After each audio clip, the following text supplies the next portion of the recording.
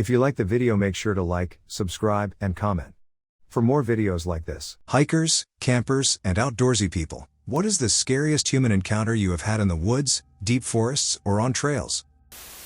2 occurrences, one mine, one my uncle. Me, in 1978, when I was 19 years old, me and a buddy took a road trip from northern Ohio to a place called Golden Lake, Ontario, not far from Algonquin Provincial Park. We get there and get our cabin. In the 1970s, this was a lightly populated area, mainly with summer people. In the winter, people moved to Peterborough, I think. The first night there, we get into our cabin, get our gear ready to go walleye fishing early next morning, and hit the sack. About midnight, we hear someone pull into the cabin next to us and go inside. I did not make much more of it, until the screaming started. We were at least 30 feet away from them, and our windows were closed, and it sounded like someone was getting killed in there, literally bouncing off the walls. This went on all day. Night. Long, finally stopping at about 5:30 a.m. When we finally got up at 6:45 a.m. and went outside, they were gone. No cell phones or pay phones nearby, no way to call anyone. I still wonder about that. Second story, my uncle, 1949, SW Virginia, Wise County, is driving down a deserted mountain road about 3 a.m. and sees something in his headlights, crawling across the road. He gets closer and stops. It's a guy crawling on all fours across the road. She never looks up, never looks at my uncle, she just continues across the road and back into the woods.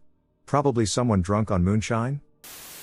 A couple years ago, me and 2 of my buddies decided to go camping out in Pisgah. We didn't go to a designated campground, but just hiked for a while and found a spot where others had camped. The spot was solid, and we did the usual camping stuff and put anything that could have smelled or attracted any animals far away from our sight. Right when we got in our tent, it started raining like hell, and we all passed out. In the middle of the night, some loud as duck thunder woke us up, and we were checking our watches to see what time it was when we heard these voices that sounded like little kids somewhere nearby and towards the direction of our food. I couldn't hear them well and just assumed another hiking group had found our food, but then I realized that I was only hearing kids' voices, sounded like 5 to 6-year-olds. I thought for sure they were animal noises, but then I heard a child's high-pitched laughter. Ducking scared the shit out of me.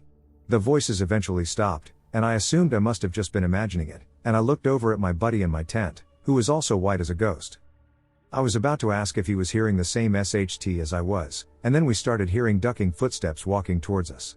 They were soft enough that I kept telling myself that it was an animal, but it got so close to our tent that I could hear the individual wet leaves crushing underneath these steps. At this point, I'm about to piss my pants because I may be a big guy, but I hate scary shit.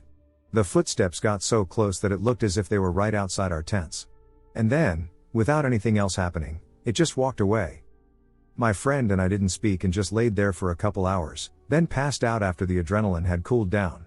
To this day, we don't talk about it, but I wish I had looked out of the tent. I was solo hiking or backpacking through a provincial park in Ontario, Canada, and as a single woman, I've always felt safe yet aware of the risks. I was settling down for the evening at a very secluded spot, and this really tall man just wandered into my space and started talking to me. The sun was actively setting at this point, so in the back of my mind, I was concerned for him. Like, how is he going to set up camp? I asked him if he's camping nearby, and he said no, he's just hiking through. We were like 9 hours hiking from the highway, but I felt super uneasy.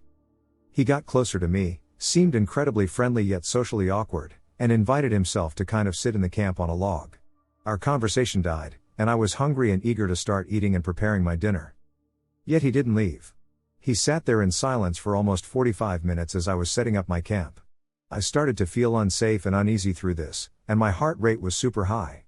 After 45 minutes, he stood up, said he might as well get going, and left. It was pitch black outside. I didn't sleep at all that night, something about him made me super anxious. The only time I felt myself relax was when I was back in my car the next day. On one of my rare trips out into the wilderness, I was walking in the middle of nowhere on some kind of natural trail, possibly made by deer. I was looking for a place to rest, and it was beginning to turn to dusk, light enough to keep going for a while, but the shadows were deepening and the edges of the trail were too dark to see properly. As I walk, I hear a sheep baaing. At first, it doesn't strike me as unusual, because on the surface, hearing a sheep in the country doesn't seem out of place. Then I hear it again, directly from the shadows to my left, and 2 things hit me at once. 1, this is deep wilderness, and there is no farmland around me. 2, The bawing sounds too perfect. It sounds like somebody doing a really good impression of a sheep, but as I hear it again, I realize it's the same pitch and length each time, like a recording. The more I hear it, the more unnerving it gets. I keep walking, and seconds later I draw even with it. As I walk past, I catch a glimpse of a figure crouched in the bushes just off the trail and a flash of teeth as, I assume, whoever or whatever was there grinned at me. I did not stop anywhere near there that night. I used to do contract remote fieldwork assignments and would camp in my truck bed to save all my per diem and lodging allowance. I traveled all around the US with no problems, except in Texas. I found a little lake that was pretty secluded, with only one road in and out. I was the only one out there, and I thought I had found a great spot. I settled in, cooked dinner, and went to bed. I've got a utility-style shell that you can't see into but is completely built out on the inside. Usually, I like being stealthy with my truck camper, so no windows were good for privacy. The problem is that it looks like a work truck that probably has expensive gear inside. Anyway, at 3:30 a.m., I woke up to a bunch of tweakers trying to break into my truck. I grabbed my headlamp and knife, jumped out, ran behind some bushes, and was luckily not seen. I always sleep with my key in my pocket, so I set the truck alarm off to see how many there were with the blinking lights, and hopefully scare them off. There ended up being like 10 of them, and they had blocked the entryway with 2 vehicles, no other way out. They eventually got bored with my truck and started a fire nearby. I sat behind those bushes for 2 hours, watching them do endless amounts of drugs and stagger around like zombies. They would also occasionally just shoot a pistol straight up in the air and yell gibberish. Eventually they passed out, and I jumped in my truck and plowed through the brush to get around their vehicles. I drove straight to the nearest town and got a hotel room for 2 hours of sleep before heading out for work. A former park ranger, interpretive, aka no firearm, worked seasonally for a number of years. I had to close several gates leading into the park at the end of each day. One evening, as I was closing the gate, a man was walking down the road toward me. I went ahead and loudly told him that the park was closed for the night, and we opened back in the morning.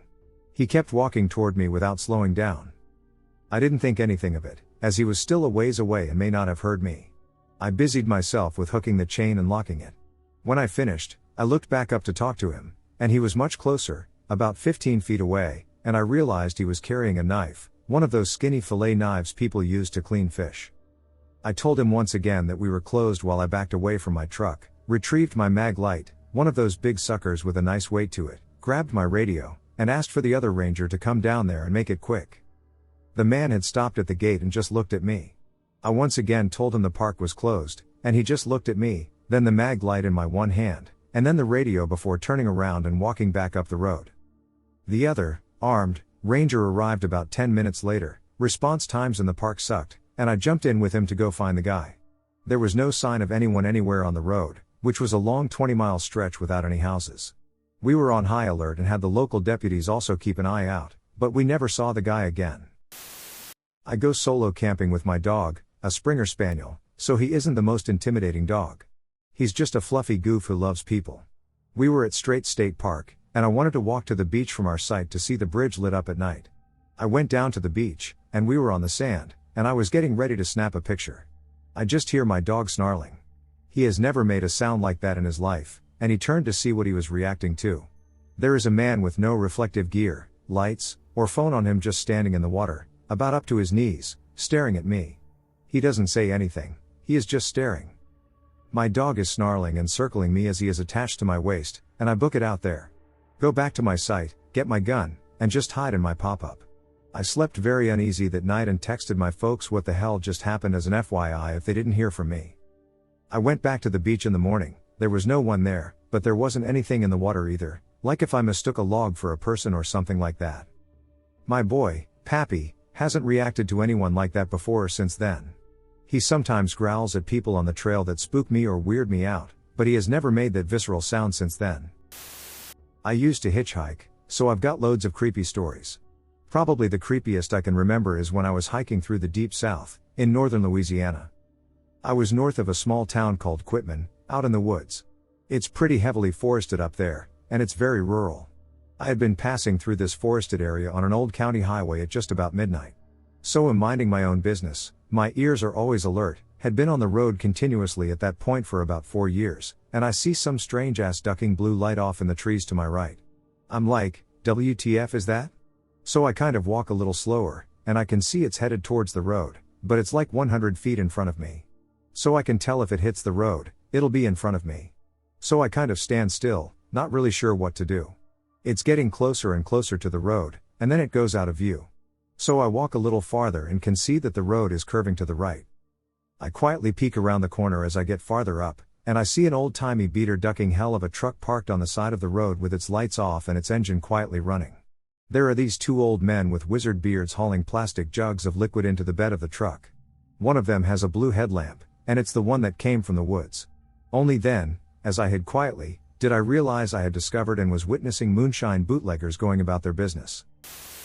We pull into a state park campground to camp for a couple of nights. There was a line of trees separating our campsite from our neighbors, and our neighbors had a strap strung up between two of the trees with two blackened sausages hanging from hooks. Trying to ignore how weird that is, our neighbors greet us and say, "Don't worry about the sausages, our buddy got a trail camera, so we're trying to catch raccoons with it." Glossing over the fact that this trail cam is pointed right into our campsite. I definitely had to keep this in mind when I got out of my camper to pee in the middle of the night. The sausages were still there the next morning, but I think eventually a ranger came by and told them to cut them out because they disappeared sometime during the day. I didn't like the weird vibes emanating from that spot, so we just ignored their presence for the most part. They were gone for most of the day, but came back to their enormous RV and generator right as we were thinking it would be peacefully quiet for the rest of the evening. The last morning, I woke up to the sound of 1,000 crows circling us. I lay there for a while and then peeked out and saw a dead crow lying right in the same precise spot below where those black sausages had been hanging the day before. Every crow within a 100-mile radius was circling overhead, angrily cawing out during this crow funeral. Now I've been on the wrong side of a crow war before, so I wasn't too interested in any of them recognizing me. We packed up our camp as quickly as we could and hit the road. Back in high school, my friend lived in a place at the base of a mountain. We would hike up often and bring girls, booze, etc. One night, while partying on top of this mountain, it started raining. The group heads back to their cars. It was around midnight, so we all went our separate ways. I end up back at my friend's house. A while later, one of us realizes he doesn't know where his phone is. We all figure he dropped it earlier on the mountain, so we head back there. At this point, it's like 2 a.m, and it's been raining for the last couple of hours. 3 of us start looking around, one guy around where we parked, another on the trail, and I head to the peak where we hang out. I'm looking around and notice a figure walking through the valley behind the peak, slowly, in the rain, at 3 a.m. at this point. I figure my buddy on the trail has overshot the peak and is starting to yell his name. The figure keeps walking, and I wonder, is he deaf? I'm facing the valley, yelling, and then I hear my friend yell back to me from my side, in the direction of the path up. The figure pauses and turns to me. At this point, I'm shitting bricks. I take off down the mountain and run into my friend halfway up the trail. I tell him we need to go, and we book it down to the car, where the final friend is sheepishly holding his lost phone. We head home and try to make sense of a person walking through the woods, away from any trail or campground, late in the night, in the middle of a rainstorm. I went hiking with a group of 3 other guys. Started on a trail, but then slowly made our way off. We grew up doing the same and were very familiar with the woods. We had backpacks with us, plenty of water, a whistle, and one weapon. I'm not a gun person, but I always make sure to have something with us when we go hiking, for various reasons. Like I said, me and my buddies had done this thousands of times, and it all felt very normal and safe for us. The terrain was nothing too crazy, so we didn't need climbing gear for anything. We were walking in somewhat familiar territory when we noticed a man a bit up ahead leaning over with one of his hands posted up on a tree. We looked around and didn't see anyone else, and he didn't appear to have any gear. We got within about 50 feet and yelled out to him, making sure everything was alright. I was also seeing if he needed medical attention for anything as he was leaning over. The guy didn't say anything back. Not feeling stupid enough, we sort of circled around the guy, keeping the distance about the same but trying to get a better view. We yelled out again. No answer. One of the guys walked up a bit closer and noticed the guy had a huge knife or machete. He stopped immediately and yelled back, "Weapon." The man posted up on the tree heard him yell weapon and immediately stood up and faced up, still holding his knife or machete. My other friend brandished his gun and yelled to the guy, "Hey man, don't we? We don't want any trouble. Don't come any closer with that." The guy on the tree still didn't say anything but took a step towards us. Our friend that had closed the gap started backpedaling slowly while my friend with the weapon took a step towards the guy, repeating, "Don't come any closer." The guy didn't seem to care, he still didn't say anything. He took one step and stopped. I took a step and stopped. He was playing some sort of game in his mind. My friend with the gun decided it wasn't worth the risk and told us to leave quickly. He started to backpedal too quickly. The guy at the tree never really quickened his pace. I just took one step every other second. As soon as we felt comfortable by putting more distance between us, we all ran. Looking back occasionally. We called it in after we felt we had lost the guy, saying some lunatic was out in the middle of the woods with a weapon and was a potential danger. It scared the hell out of me for a good bit. I'll share a first-hand experience of mine from Sequoia National Forest on top of Slate Mountain a couple of summers ago. It was early August 2019. My partner, I, and another couple were camping on our family's lot. There were just 4 of us, we saw no one else on the mountain that day, and that night, it was very dark because we were only using a little pot-belly stove for heat since the pier fire had hit the area just a couple years prior, so we didn't want to chance another fire, starting with us being so far away from cell service. Anyway, we're just hanging out chit-chatting around 10 to 10 p.m., and my 2 dogs are lying at my feet, under a sleeping bag, because they like to be tucked in. They both kind of sat up and postured with their backs to me, like guarding me, and sniffed the air, but they didn't whine or growl like the time a bear was in our camp at a different location. At that same moment, there was a pause in the conversation, and we were quiet. Then we heard what sounded like bipedal footsteps walking, very quickly, straight up the steep slope of the mountain. This is an area right by our tent deck and the trees that we checked out in the daytime and avoided because of how many fallen leaves were on the ground, and they made the forest floor even more slippery than usual. Not only that, but this slope is very steep. Not one you'd want to walk up very quickly. And these footsteps definitely didn't sound like an animal's steps. To any of us. It sounds like only 2 legs. All of us got a little creeped out and decided to run a generator for a few minutes to hopefully just make enough noise to advertise anything away from our area. Now, I'm not a very jumpy person, and I'm a veteran camper. I've grown up tent camping and have never really been scared of anything besides a bear maybe breaking into my car for an ice chest or running into a mountain lion on a hike. But something just felt odd about that experience for all of us. It's not my story, but it happened to my grandfather. He likes to deer hunt. He goes out around 3 a.m. and will stay out until daylight. He told me one day he had no luck and decided to pack up and head back out to his car, which was quite a way out. As he was walking through the woods, he noticed his footsteps seemed a lot louder than they should be, and this continued on for another 10 to 15 minutes. At the time, it was still pretty much pitch black out in the woods, so he couldn't see anything behind him. He started to panic when he realized someone was, in fact, following him. He pulled up his bow and arrow and said, "I can hear you. If you don't show yourself, I'm sending this arrow straight back." And he heard a man say, wait.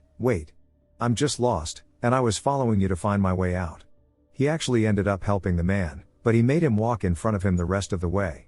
He told me he felt like he had other intentions. I went on a hiking trip in Utah many years ago with my old roommate and our 2 girlfriends. One day we were going to do some backcountry camping, so we parked in one of the lots and prepared to head out along the trail.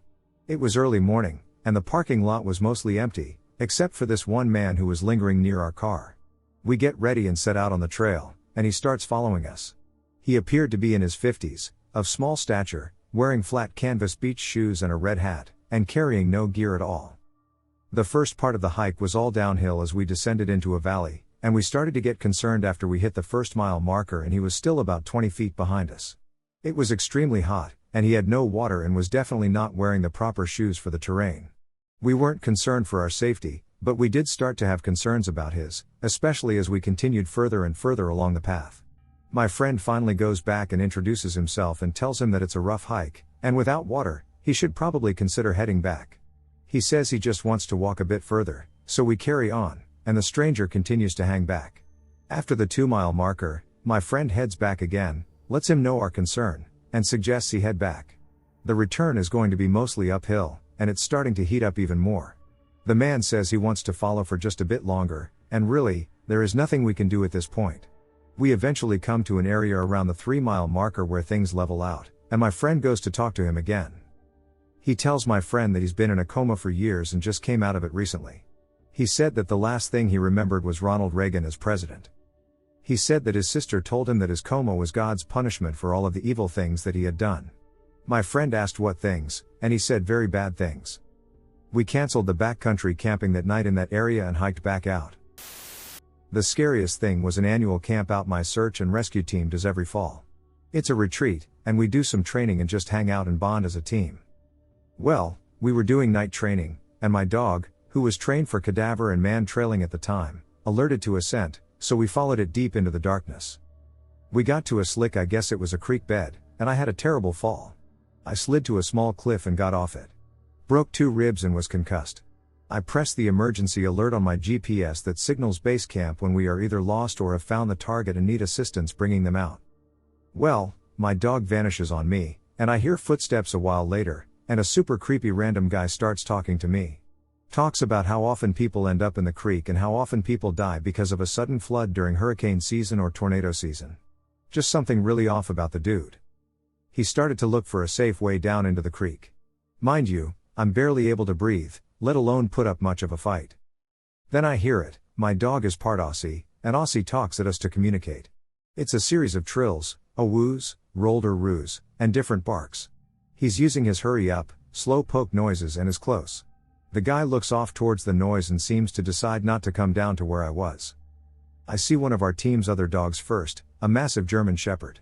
He's one of the softest, most sensitive dogs I know, and he immediately goes hackles up, teeth bared, growling, and displaying a threat display by barking at the stranger. Dude backs up away from Ranger, and Brody, my dog, appears and immediately does the same. Maybe 5 steps later are 2 of my team members. One was a former Marine officer, and the other guy did MMA professionally, not UFC, but one of the other pro promotions. The guy just stares as they try to extract me from the creek. The dogs continued to escalate their threat noises at the guy. He watched the entire time my teammate stabilized me and called for the backboard and the wheelie, which is an ATV wheel with a welded frame that the backboard can attach to. They wheeled me down to camp, and our medical people cleared my neck, though I still went to the very rural hospital. According to one of the nurses, the area where we were working had a high number of assaults, both physical and sexual. I fully believe that, to this day, that would have been my fate if Ranger hadn't shown up when he did. I am still involved in SAR and have a lot of weird stories from searches, but nothing quite as disturbing as the man that night. Brody is long since retired, and Ranger is nearing that age too. To this day, I don't know what scent Brody was following because the training wasn't set up in the direction we ended up. We did file a suspicious activity report with the police, but nothing came of it of which I'm aware. I went on a day camping trip with my friend and her boyfriend that she had recently met on the internet. We are out in the middle of nowhere in Montana, with not a soul around. I have no cell reception, and I'm not from Montana, so I don't really know where we are. Dude is way bigger than either she or I, we're both petite girls.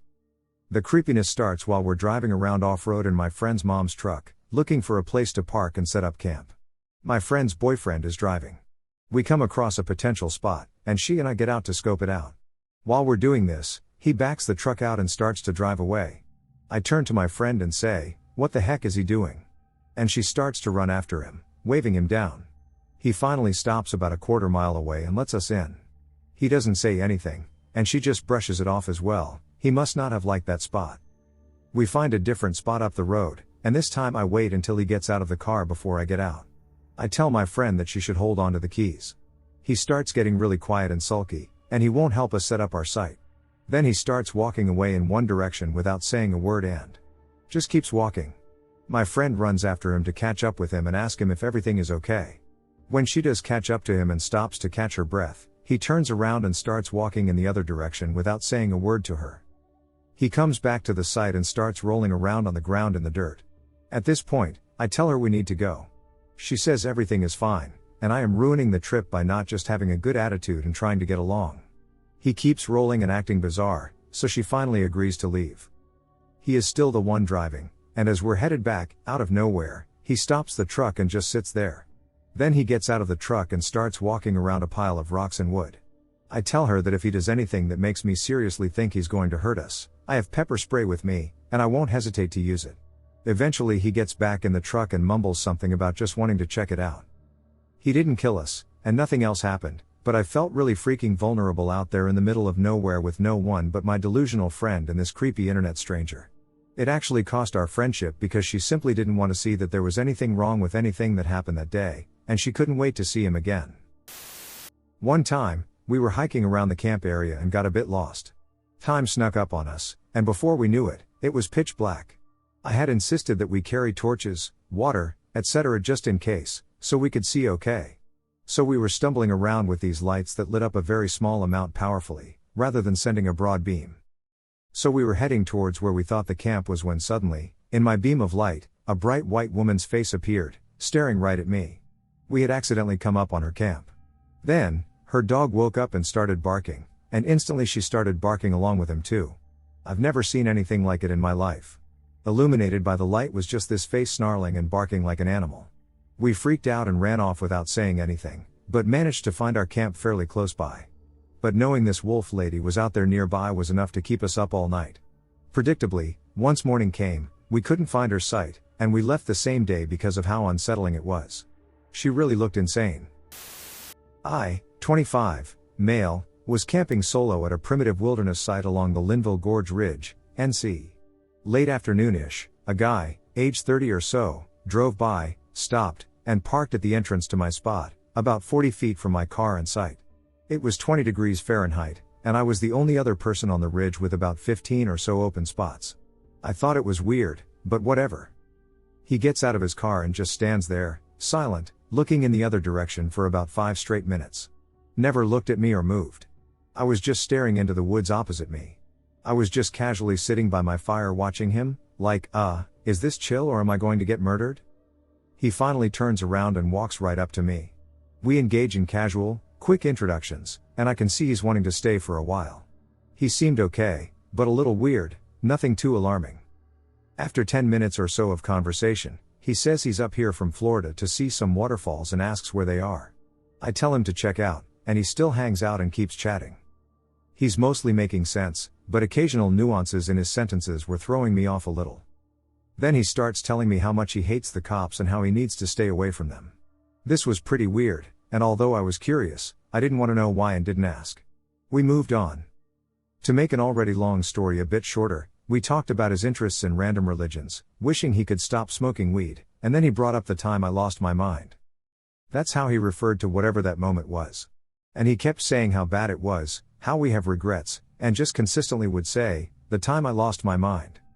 I was pretty weirded out at this point, a bit scared, and thought it was best to just not ask and to stay interested in his conversation to ensure he doesn't start disliking me. He tries to get me to drink and smoke with him, but I have to continue to refuse, claiming I stopped a few years ago. It's getting dark. I'm so nervous to ask him to leave, but I really want to. I didn't know how he would respond. It was clear he was a bit off. I finally politely ask if he can leave so I can enjoy a solo experience, as I was hoping for. He says, sure, of course, man, of course. He walks halfway to the car and says he's super tired and that he's just going to sleep in his car where it's parked, blocking the entryway to my site. At this point, I tell him to please go further down the mountain. I want to be entirely alone out here. He sat in his car for 20 minutes before finally leaving, at about 8 or 9 p.m. or so. That night, I was pretty scared, trying to fall asleep. He knew I was alone out there, where I was, and that no one was around for at least 30 plus miles. Did this guy have bad intentions? By the end of our conversation, I had such a weird vibe from this guy, I considered heading home but decided to stay. Thankfully, I woke up after flinching awake to every small noise I heard outside while trying to sleep. I never saw him again. This was last year, and honestly, it's a bummer because I used to love camping there. I've been 10 plus times, but I'm honestly pretty nervous to go back. Hopefully, we will plan another trip back out there soon, which I'm sure will be wonderful and without weirdos. My friend and I were once hiking through our woods. We took his dog with us. It was early spring, the weather was great, and everything was awesome. My friend and I were talking when his dog stopped, obviously alarmed by something. The dog was looking at a bush that was not that far away from us. My friend tries to talk to the dog, asking him what's the matter, when the dog starts snarling and growling.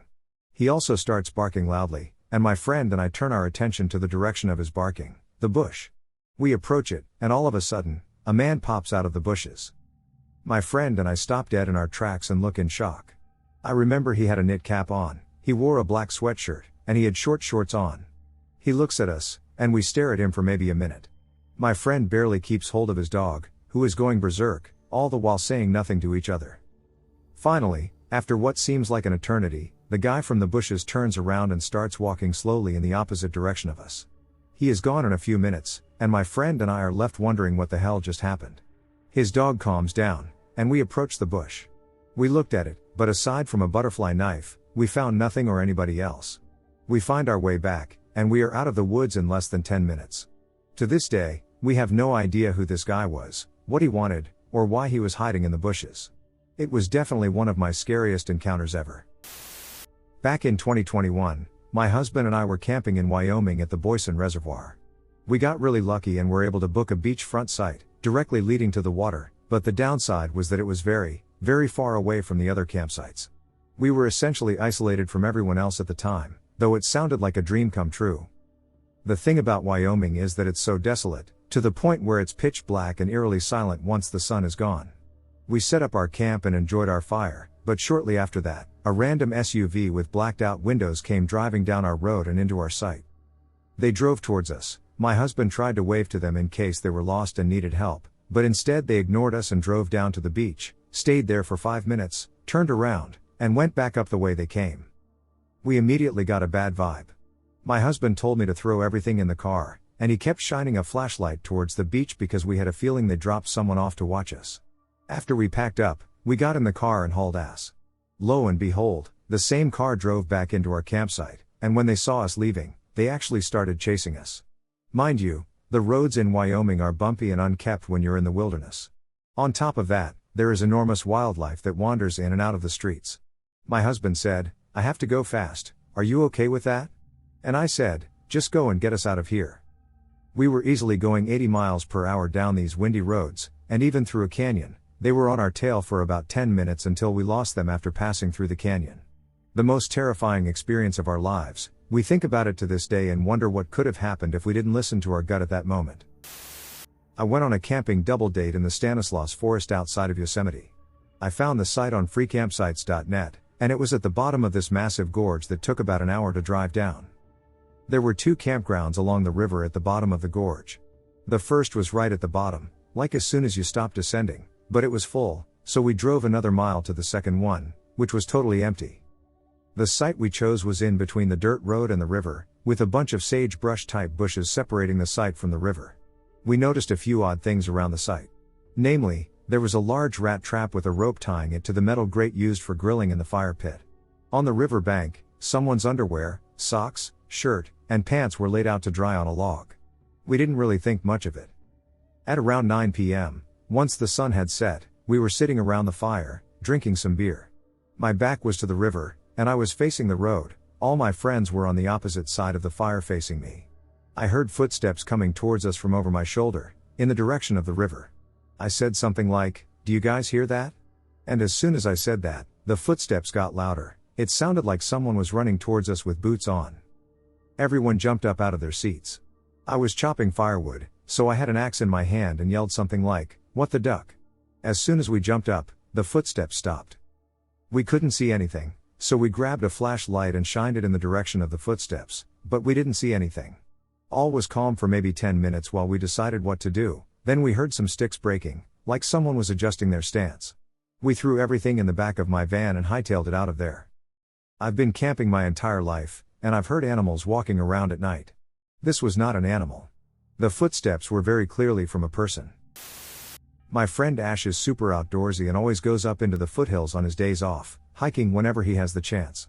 He's invited me several times, and I usually decline, but this time around, I said duck it and decided to go. I could use the exercise, and I figured it'd be a few hours and nothing too strenuous. I met up with him at a rest area / parking lot at the bottom of the foothills, and he brought his 4-year-old son with him. This little kid has more energy than I ever did at his age, and he's making us look like old men.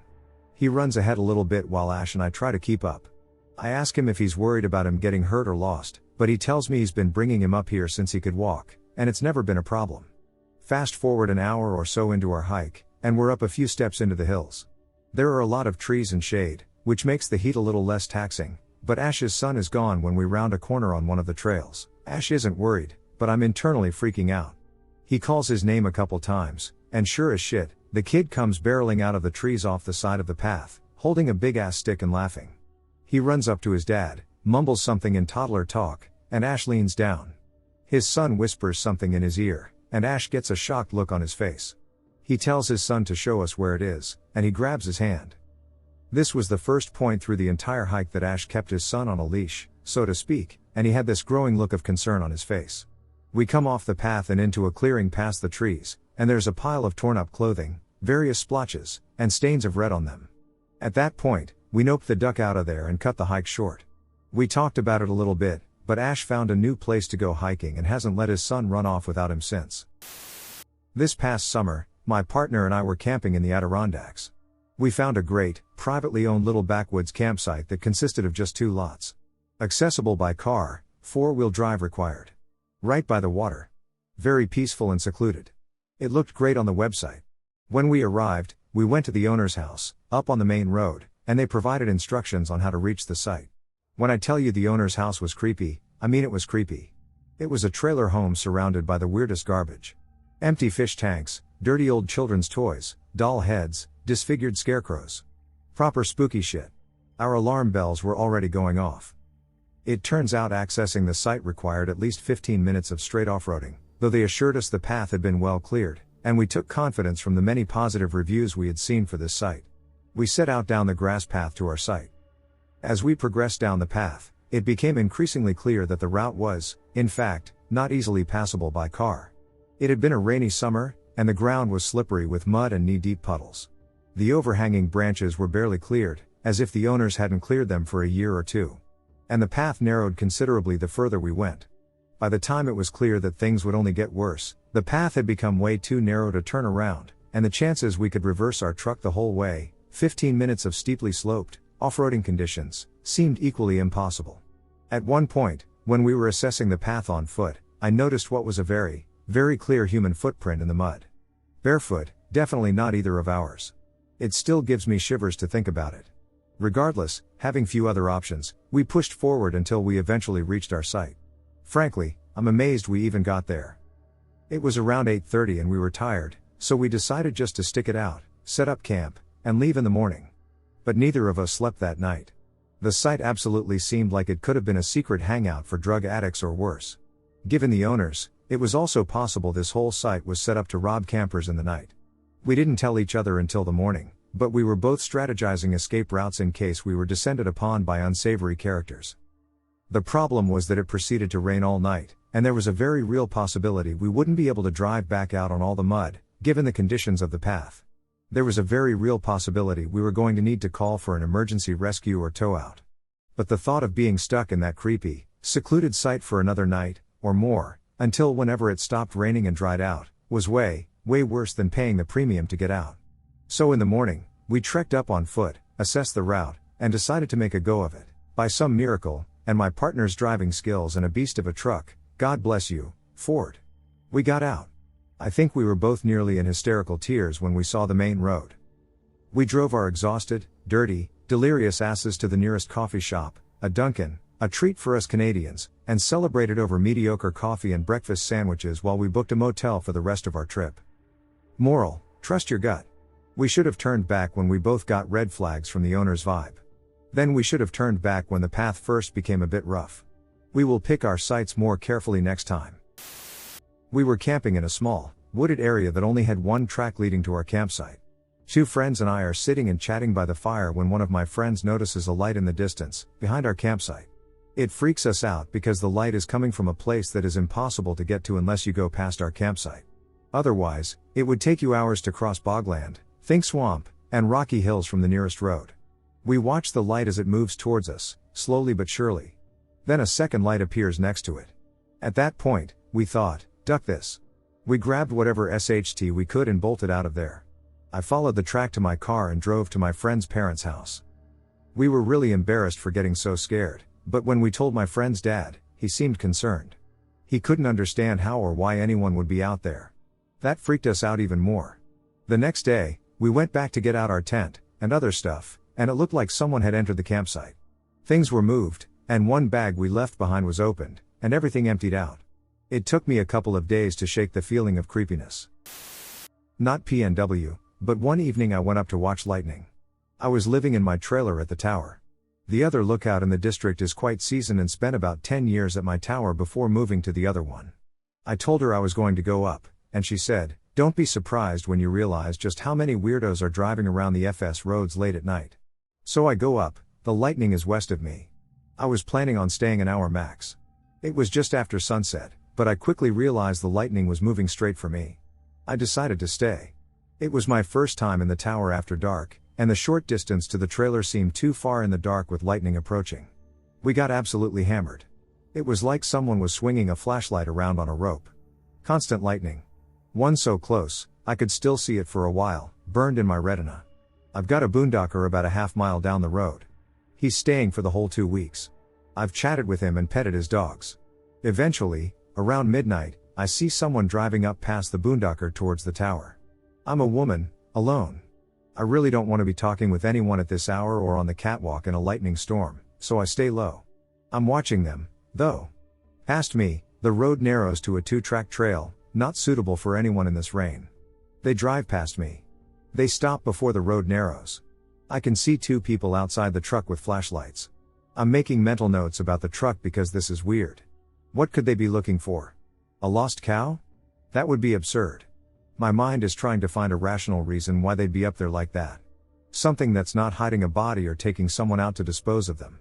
Eventually, they make their way back down toward the boondocker. I can see them stop and look around there too. It was really cold, and I'm wondering why they're bothering this guy at this hour. He's sleeping in his SUV, I don't think he has much heat. They leave. I'm baffled. An hour later, at 1 a.m., a different pickup pulls up. Parks at the tower, and 2 guys get out with flashlights. What the hell is going on? Nothing could be this important to find at this hour on top of a mountain in a lightning storm? At this point, I decided I couldn't take it anymore. I was locked in with the grate, they couldn't get to me. I busted out the door and said, "What are you looking for?" And that's the night I learned that if I'm going to be in the tower after hours, keep the radio on. Someone had reported seeing fire near the tower. Dispatch didn't know I was up there to ask me to look for them. I didn't know what was going on because I had no situational awareness. I was cowering in the tower while supervisors were scouting reports of fire around me. I would have happily helped and told them the only thing remotely like fire that I saw, and with all the lightning, I was watching pretty well, was when the boondocker ran his SUV to get warm. He had his headlights on. That was very early in the season, my first season. I always had the radio on in the tower if I was up there and took an extra hand to my trailer so I'd know if it happened again even if I couldn't see what was going on. This may not be scary if you're a man, Ike. But as a woman, alone and a little too far from help, it was absolutely freaky. Until I knew what was up. My family was camping on North Padre Island. If you've never been there or heard of it, you're literally on the beach.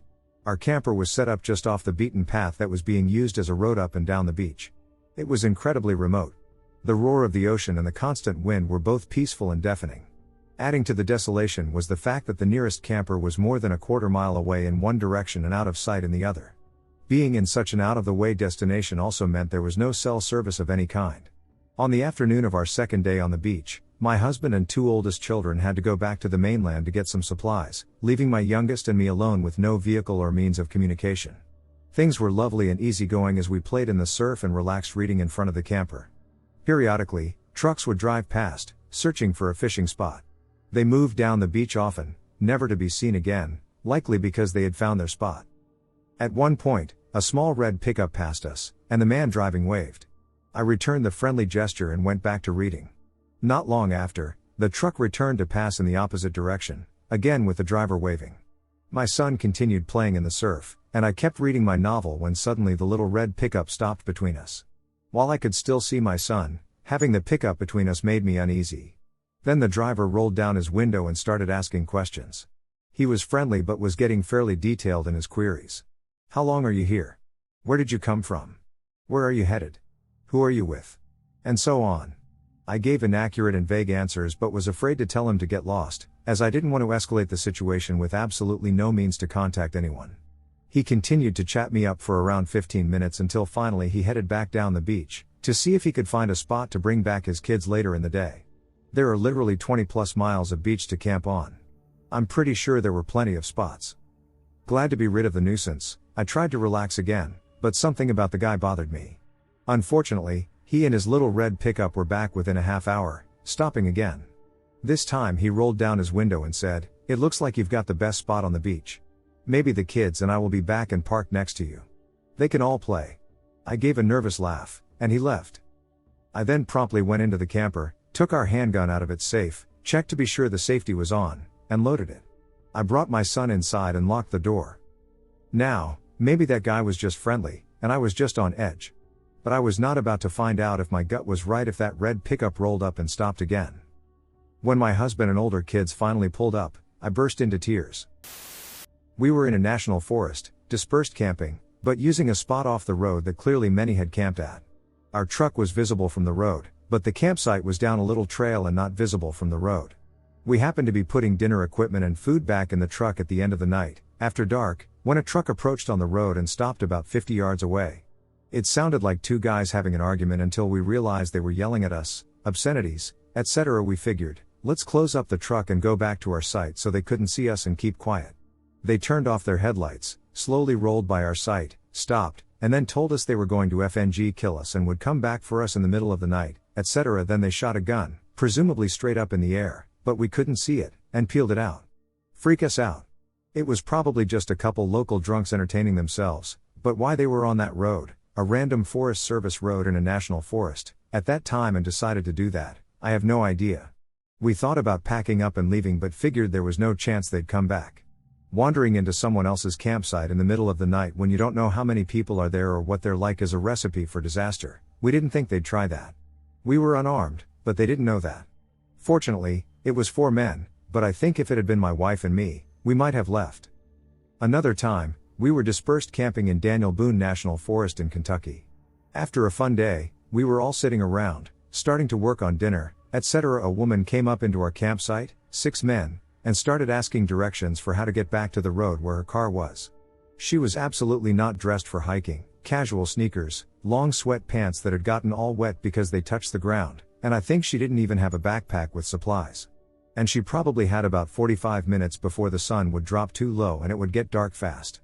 It was pretty hard hiking with lots of wet rocks to scramble, narrow pathways over drops, not the best kept trail, etc. We were pretty deep into the forest too.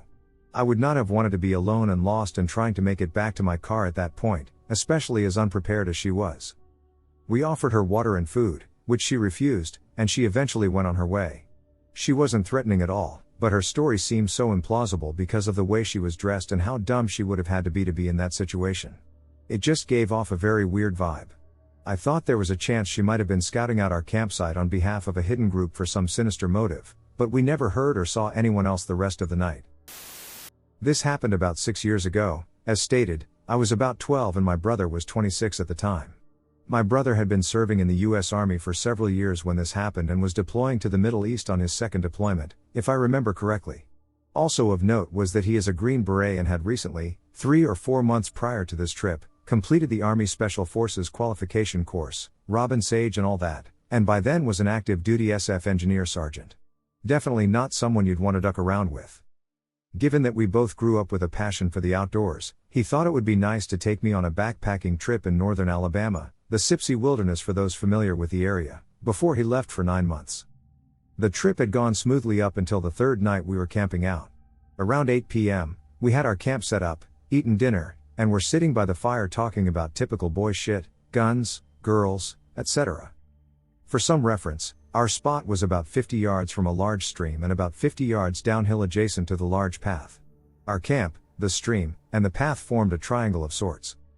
This was summertime in Alabama, so it wasn't quite dark yet when 2 guys, who looked to be in their late 20s, wandered up and asked if we had seen any hogs while we were hiking around. Given that this is rural Alabama, we actually had seen some farther into the wilderness area and told them so. Even though they were relatively polite, my brother called them good old boys. I got a seriously creepy vibe from them, dirty clothes, greasy hair, scraggly facial hair, etc. I think they probably looked like they belonged in the movie Deliverance. They kind of hung out for a few minutes, maybe a little longer than they should have, looking around, asking us questions like how long we had been out there, how long we were staying, and what looked like them kind of sizing us up. They then abruptly said goodbye and walked away. I didn't necessarily feel threatened by them, and I know for sure my brother didn't, but I still felt uneasy about the whole thing. Fast forward 3 or 4 hours. My brother and I had gone to sleep and were nestled in our tent when I woke to the sound of multiple dogs barking.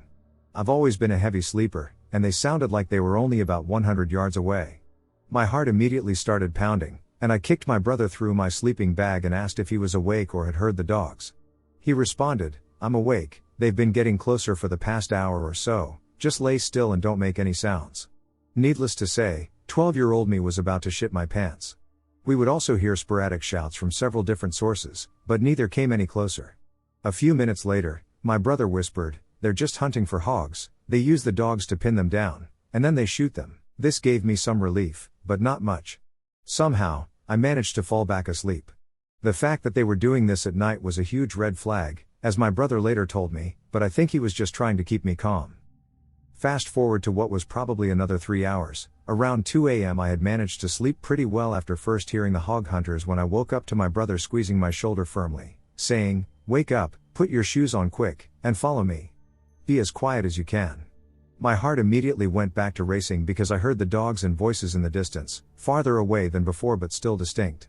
Not asking any questions, I did what he said, and as soon as we were out of the tent, he told me to get on his back. This was a breeze for him after rucking with God knows how much weight in the army. We snuck about 50 yards into the woods towards the junction of the path and the stream and crawled into some bushes.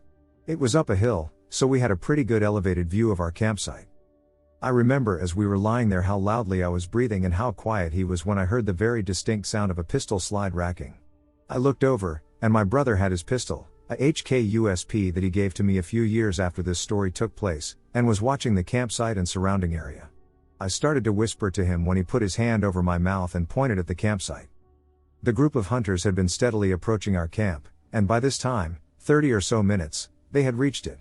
There were 5 of them, and, 3 or 4 dogs. They all looked relatively young, but 2 had either rifles or shotguns, and the dogs were going crazy, obviously having smelled our scent. For those of you who are backpackers or campers, nobody comes up to a random camp in the middle of the night with dogs and guns and has good intentions. I knew this, and my brother knew this. I was scared shitless. I couldn't make out what they were saying, but my brother later told me they were talking about us, although he hadn't heard any specifics either. They lingered for about 20 minutes, shining flashlights around and talking to themselves, when my brother put his mouth to my ear and said, "If they come towards me, I want you to turn and run as quickly as you can. Don't stop, don't look back, stay off the trail and look for the flashing lights." I didn't know what he meant by this, but that'll come later. I knew I could make it back because he had taught me land nav pretty well. He then handed me a flashlight and told me not to take the red filter off. He told me later that the red filter helps preserve night vision and cuts down ambient light, so it would be harder for someone to see from a distance. At this point, I was so scared that I almost started crying, but at the same time, I had a rush of adrenaline, and what I think now is confidence that he thought I could handle myself. We lay there for a while longer when, out of nowhere, they started screaming, "Where y'all at?" and firing into the woods at random. My brother dragged me back behind the crest of the hill and threw himself on top of me. Thankfully, from our position on top of the hill, we were protected from any gunfire. They shot maybe 5 or 6 more times and then started walking back in the direction they had come. They were maybe 100 yards away when I heard a blaring siren and saw emergency lights flashing through the woods. It turns out my brother had called the Forest Service office on a satellite phone my family has for emergencies while I was asleep, and they had sent out Forest Service officers and game wardens to our area of the wilderness. The Sipsey Wilderness is about 25,000 acres in size, so it took them a while to get there on the dirt roads. When we saw the game warden truck, my brother signaled them with the light and pointed them in the direction the hunters had gone, and the guy sped off, shining his spotlight through the woods. As soon as they were all gone, we went back to our camp, packed up our shit, and waited by the path for the game warden to come back, who then gave us a ride in his truck bed back to the main staging area. On the drive back, my brother told me how brave I had been and that we would talk about it with our parents the next day if I wanted to. I asked him not to do that because I thought they might never let me go to camp again. Back about the spring of 1994, I went camping with a small group of friends in Suchess, Georgia, kind of off the beaten path, a short hike in. Nice place, primitive, but definitely defined by large, heavily wooded sites. Upon my arrival, one couple, good friends of mine, were already there. As I came bounding and all jovial and enthusiastic, I immediately noticed something was off. My friend Kate was making big eyes at me, and as I looked around, I saw my friend, her husband Ted, standing by the tents with some dirty David Koresh-looking dude. Kate then whispered out of the corner of her mouth, "This dude won't leave us alone." I tried to get what was wrong, but from what it sounded like, he was just a kind of lonely guy out in the woods by himself, and we were just unlucky enough to be his next door campsite neighbors. As the day went on, he was trying to insert himself into everything we were doing, and not just that, but everything he did was just off. For example, as we were prepping for our big dinner, which is always a highlight of our trips, he brought over his cooler to show us his dinner plan, which was literally a steak floating in bloody cooler water with a couple of beers. By this time, 2 other friends had shown up, and they were just like, WTF? As we were setting out our food, sort of buffet style, as everyone had pitched in to bring and prepare something camping fabulous for the meal, here he comes, with his chair, all wet and muddy like he just crawled up the river banks. The sites were far enough apart that we had time to do a quick huddle and decide that Ted, who is a large dude and who made first contact, would tactfully and politely ask this guy to please respect the boundaries of our campsite, that our meal had been carefully planned, and that we had been looking forward to getting away and hanging out alone with our tight-knit group. Surprisingly, he seemed to get the picture and actually seemed a little embarrassed. No hard feelings, see you around, kind of vibe. We were all relieved, and we actually felt a little pity for the guy.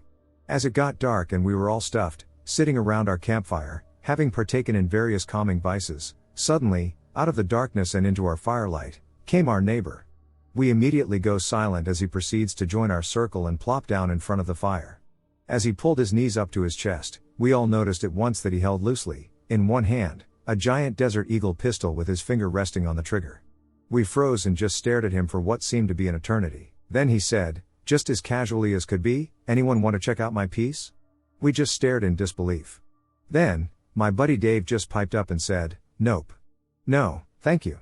To which the dude just casually took the gun and said, "Okay." He got up and sauntered back off into the darkness. He didn't seem to have a flashlight or anything, and it totally freaked us out because we just didn't know where he was. Until about a half hour later when his campfire suddenly was ablaze with 7 high flames, and there he was, hopping around the fire naked, as far as we could tell from that distance, jumping around the fire with a gas can, periodically dumping more gas on the fire. It was about a half hour of intense insanity, and just like that, it ended. We didn't hear a single sound. As I remember, we all stayed up pretty late, and that night, I don't think any of us slept without one eye open. The next day, when we all got up, there was no sign of him except for a melted red and yellow plastic gas can. We spent another night there and ended up having a great time, but I'd be lying if I said we weren't all a little on edge for the remainder. A few years ago, my wife and I were camping up at Gold Bluffs Beach Campground in Northern California. It's a really nice campground that's pretty much right on the beach and fairly small too, I think 25 sites or so. It's also fairly remote, you need to drive about 8 miles of dirt road to access it, but keep in mind that it's still a state park campground, so it's got all the amenities and such. Anyway, it was November, so the campground was fairly empty, just a couple other groups. Around midday, this guy shows up and grabs the site next to ours. He arrived in a normal 4-door sedan and had 0 camping supplies with him. Around sunset, he came by and was talking to us. He said he was a teacher on some break and flew into or and was just driving south for a few days for a break. He said he bought a sleeping bag from Walmart and was just planning to sleep in his car. He seemed normal enough when we talked to him, just kind of odd circumstances, but figured whatever. He moved along, and we didn't really see him the rest of the night. So later that night, around 10 to 11, I'm walking back from the bathroom. I always brush my teeth in the bathroom if I can camp, I don't know why, and I'm walking past this guy's site, and all of a sudden he's behind me and says something that scares the shit out of me. I'm also fairly drunk at this point in the evening. So I start talking to him for a little bit, and I don't know what it was, but I just got an extremely bad feeling talking to this guy. Something about him seemed off-putting and really sketchy. At one point, he says, "Oh, I have something for you," and goes into the trunk of his car. I remember thinking this dude was going to pull out an axe or some shit. He hands me a pack of toilet paper. Ha, go figure. So I wrap up the conversation, wish him good night, and head to my tent. I kept the knife right by my head that night. In the middle of the night, I get woken up by what I swear is something walking around our tent. There's a decent chance it could have been a critter too, there's plenty of skunks and foxes in the area. The next morning, I wake up pretty early, like 6 a.m., and he's gone. I always think back and wonder if he was really just a lonely guy who was out on a random trip and was just kind of weird, or if he was a serial killer or something and was looking for a victim. I've never gotten that vibe I got from that dude from anyone before. I've never had another weird camping experience in my life aside from that one, but I always think about it when we're camping now and take a look around to see what kind of people are nearby. Nowadays, it's mostly families, it seems. Accounts from working in the wilderness. For about 2 years, I worked as an instructor at a therapeutic wilderness program in western North Carolina. I was in charge of at-risk youth, and my job included all the responsibilities and nuances associated with that. Shifts ran 16 days straight, on the clock 24/7 of that time, and all spent backpacking. Most of this takes place in Nantahala National Forest, DuPont State Forest, and Panthertown Valley. Here are some of the creepy things that happened to me and my groups out there. Teased by a hillbilly. Without delving too much into programming and wilderness therapy in general, I do have to explain certain aspects of the job, so bear with me. Because none of these kids are voluntarily in the program, some are flight risks. To minimize the success of potential runaways, staff are required to sleep under an open tarp in between the doors of the tents. Often, our setup looked like two tents facing under a large A-frame tarp, with staff sleeping between them. Another precaution is called the boot line. The kids' boots stay lined up under the gear tarp at night. It's hard to run in your camp Crocs. Anyhow, this boot line is visible from under the sleeping tarp. So this particular night, we were camped in some of the most far-flung areas the program goes to. We simply referred to it as Parkway Expo because our expedition often began with being dropped alongside the Blue Ridge Parkway and hiking into the rugged wilderness that surrounds it. It's a spot called Wet Camp Gap. From the sleeping tarp, I can see the boot line across camp in the direction of my feet. It's my job to wake up once every 3 hours for a silent head count. I wake up for my 3 a.m. check and turn on the red filter on my headlamp. I have a weird feeling. I first scan the boot line. Something isn't right. 13 pairs of boots. It takes some time to register. Usually, when something doesn't feel right, there's a pair or two missing and a kid or two gone. There are only 12 kids. At the end of the boot line, there's a pair of tall men's hunting boots. Staff boots aren't kept there. As this dawns on me in my sleepy haze, I snap to reality, sit up, and switch to my white light. It casts light across the camp, and the second the light falls on the hunting boots, the man who had been standing in them the whole time suddenly turns and walks off into the brush. That was a moment of sheer terror as I jumped up after him. He was long gone by the time I wiggled out of my sleeping bag. The following day, we were packing up and making breakfast when a group of 3 men walked through the field we were in. The trail runs right through it, so it's not unusual, but they came out of the woods from a strange angle perpendicular to the trail. I was over in the far corner of camp with one co-instructor doing a daily briefing when they entered just a few yards away. They stopped and looked at us. All were armed. I recognized one's boots immediately. "Gave me a scare last night," I said. None spoke. Only stared blankly. "You guys okay? You lost?" Still no response. The situation feels uneasy as they stare at us, their gaze unbroken. "Here, let me show you my map." It's already in my hand. I get up from the stump I'm sitting on and approach. The trio suddenly turns and walks across the clearing, out of view. I was glad we were moving the opposite way and only had one more night until our pickup and transport to base camp. On that final night, we're all sound asleep. About 2 a.m. or so. The night is broken by a blood-curdling scream. It's my female co-instructor. She's frantically running her fingers through her hair and is completely inconsolable. I got her away from the group and calmed her down enough to speak. She says she woke up to what she assumed was a large spider or a mouse in her hair, but when she turned on her headlamp, she was greeted by the face of the tall-booted hillbilly in night vision goggles. He'd gotten almost a full braid in before she woke up, and he fled. We never saw any more of them, but she never came back for another shift either, poor thing. A few weeks later, the local S&R found a woman who'd gone missing nearby. She'd been accosted by a man and tied to a tree, then left there. She was found alive something like 4 days later, still bound. Surrounded in Panthertown. Panthertown Valley is a special hiking and camping area within the larger Nantahala National Forest. An entirely different group. We were camped down on the valley floor, in a pine forest down from Salt Rock. This stand of trees is particularly creepy simply because it's cold and dark even on sunny days, but nights are plain eerie in there. It's getting toward bedtime, 9 p.m., and we're gathered around the fire, having a nightly circle. The quiet evening ritual is broken by a huge crash. It's in the direction of our bear hang, where all of our food was suspended from a tree out of reach of bears and raccoons. We all boot up and run over. The bags are all laying on the ground, but there are no animals in sight. Had the rope snapped? No, it came untied. I joke at my group's expense about shoddy knot work. They re-secure the setup, and we return to camp and settle into bed. About midnight. Bam! The bags have fallen again. Now I'm mad. I don't like waking up to rehang food because of something as preventable as a second botched knot. I just woke up the boys. They swear they tied it right. It doesn't matter, we have to rehang it anyway. Everyone boots up and drags over. This time, I'm going to tie the damn knot. I'm mid-lecture/knot lesson when, across the stand of pines, the dying fire suddenly goes black with a hiss and our tents disappear into darkness. It wasn't raining. Someone had just doused our fire. We can hear their footsteps. Now some are behind us. We grab the food bags and run back to the tents. Nobody there. Footsteps are all around us in the woods. Branches are being broken off trees everywhere. This went on until at least 4 a.m. the next morning. The only evidence was a plethora of freshly broken off pine branches and a half-charred baby doll hanging from the rope where our food had been.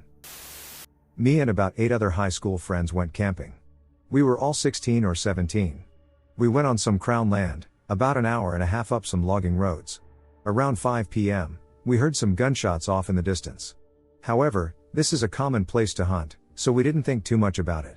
A half hour goes by, and we are greeted by 2 very large men on quads. They have a couple of dogs with them. It looks as though they are a father and son, but I can't say for sure. Both are quite overweight, with large beards. The only big difference between them was that one had a gray beard. Only the man with the gray beard spoke to us. He told us that there was a bear in the area, and they were firing shots to scare it off. We thanked him for the heads up, and they were off up the road. We could still hear the shots going off for about 20 minutes or so. Later that night, around 11 p.m., we were all sitting around the fire. It's pitch black all around us. The 2 dogs come running into our campsite. They were running all over the place. It took us a minute to realize they were the dogs from earlier. Soon after, the younger of the 2 men appears out of the dark. He was on foot and barely made a sound as he was slowly illuminated by the campfire light. We were all a little rattled. It wasn't the kind of camping where you expect someone to show up uninvited. He said something along the lines of, "I just wanted to see how you guys were making out." He had a beer in his hand. One of my buddies told him to pull up a seat, so he did. I don't think he was even there for 5 minutes when he looked across the fire and asked my friend, "What would you do if I got up and threw you in the fire?" With a quick response, my buddy answered back, "I'd be more concerned about what everyone else would be doing to you." Another friend chimes in, "I think you better be going now." The guy stands up and bursts into laughter. She turns around and walks into the dark, laughing hysterically. It was one of the creepiest things I've experienced. Hearing his laugh get fairer as he got farther away.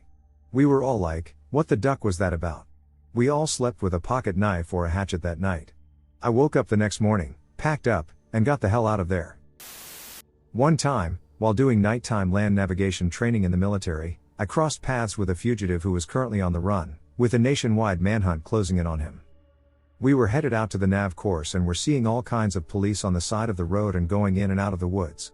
As we got closer to the nav course, the presence got way more intense, to the point where there were guys in SWAT gear patrolling the area about 1.5 miles down the road from the entrance to our course. We got there, and I did a couple daytime navigation runs and then a single nighttime run. During the nighttime run, I was coming up on a clearing in the woods.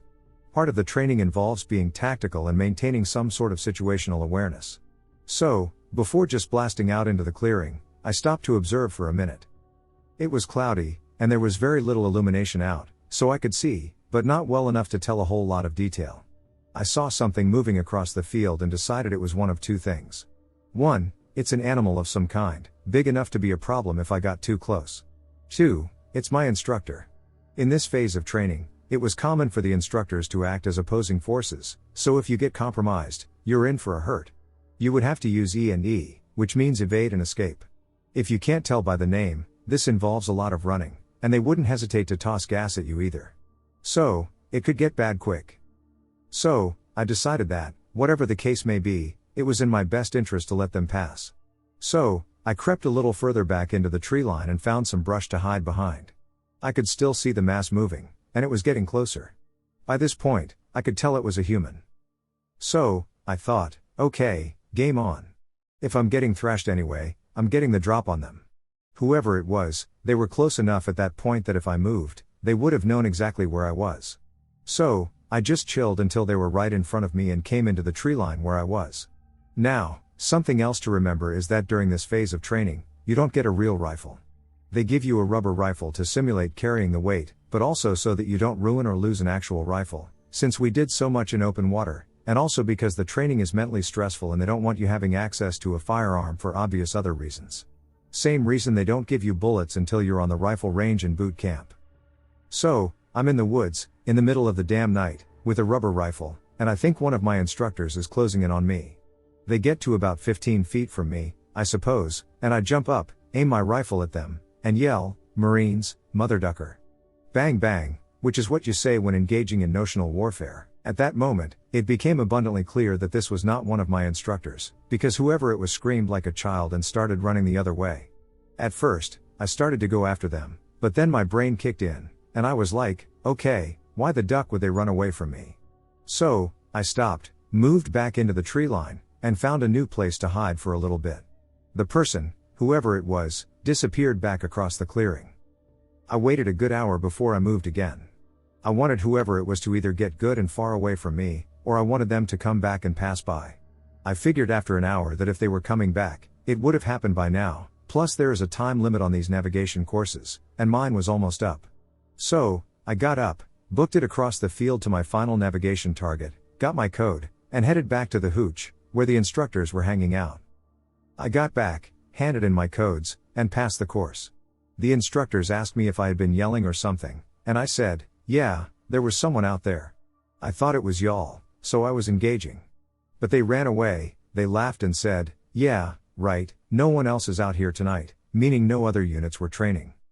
Anyway, we loaded up and headed back to the unit, and we heard on the radio that the manhunt had ended about a mile from the entrance to the navigation course. Which was about 2 miles from where I'd run across that guy.